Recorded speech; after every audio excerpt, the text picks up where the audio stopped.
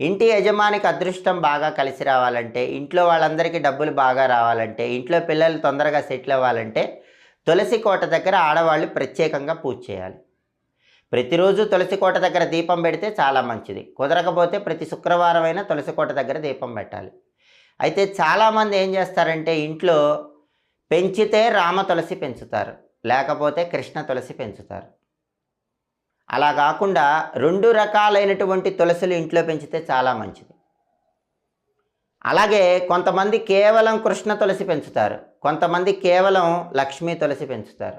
అలా కాకుండా 2 రకాలైనటువంటి తులసి ఇంట్లో పెంచితే చాలా మంచిది. ఎప్పుడైనా సరే కృష్ణ తులసి చూస్తే కనుక కాండం నీలం రంగులో ఉంటుంది, లక్ష్మీ తులసి కాండం ఆకుపచ్చ రంగులో ఉంటుంది. కృష్ణ తులసి ఆకులు కొద్దిగా నల్లగా ఉంటాయి, లక్ష్మీ తులసి ఆకులు ఆకుపచ్చ రంగులో ఉంటాయి. లక్ష్మీ తులసిని